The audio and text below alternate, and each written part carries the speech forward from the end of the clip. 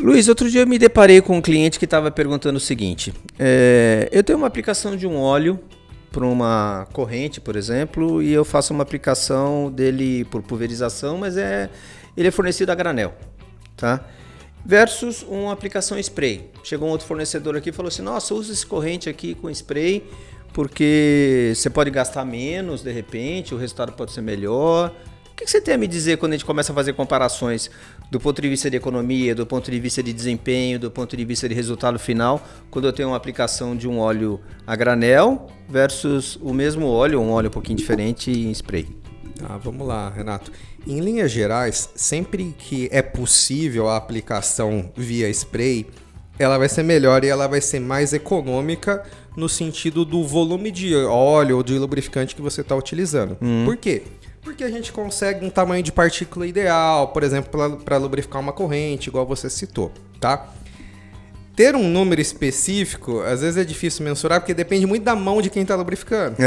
Então, às vezes, você tem uma lubrificação por pincel que o lubrificador mela ali bem a corrente, deixa ela brilhando no lateral, como se fosse fazer alguma diferença. Né? E tem aqueles que, às vezes, aplicam uma quantidade menor. Não, ele consegue aplicar nas 4 faces da corrente. Exato. Né? Ele acha 4 faces, né? Exato. Em cima, embaixo, do lado direito e do lado esquerdo. Assim como, às vezes, também tem operador ou lubrificador que vai lubrificar por spray e lubrifica também errado, de uma maneira além daquilo que é necessário, tá?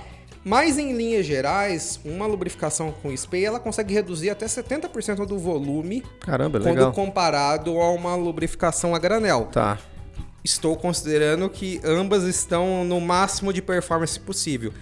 Lubrificação manual por pincel, no geral, é necessário evitar, porque sempre você vai lubrificar além do necessário.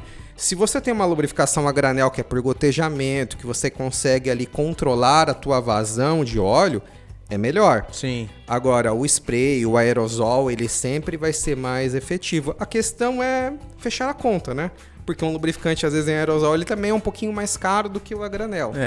A gente tem que lembrar o seguinte, né? Se você pega, por exemplo, uma lata de spray de um óleo para corrente, pode ser que ela tenha 400 mililitros de óleo lá dentro. Sim. Não se esqueça que você tem um gás propelente ali, né? Qual é a vantagem do gás propelente?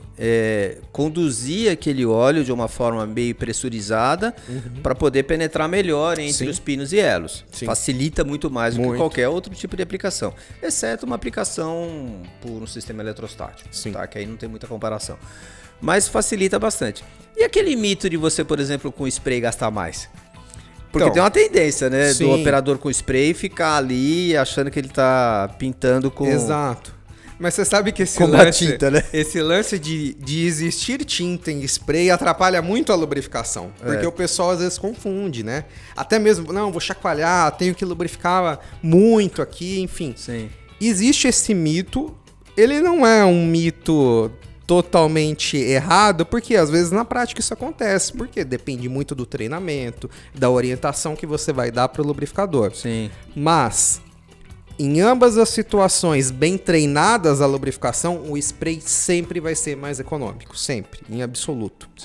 Acho que o único inconveniente do spray é porque quando você tem um gás propelente, na maioria das vezes ele é inflamável, né? Então depende muito da operação. Tomar um pouco de cuidado se você está perto de alguma fonte de calor. Exatamente. Ou às vezes você tem correntes muito extensas, você vai fazer uma lubrificação por spray, às vezes ela é um pouco mais trabalhosa, compensa você pensar em algum sistema de gotejamento ou com uma escovinha ali automática para otimizar e facilitar o dia a dia. Mas a facilidade do spray é sensacional. E a direção que ele dá, ainda mais quando você usa o extensor, você consegue direcionar exatamente para o ponto aonde o lubrificante precisa estar. Porque ele não precisa estar na lateral, não precisa estar embaixo, ele precisa entrar ali de uma maneira perpendicular ao pino e à bucha. Exatamente. É isso aí. Valeu.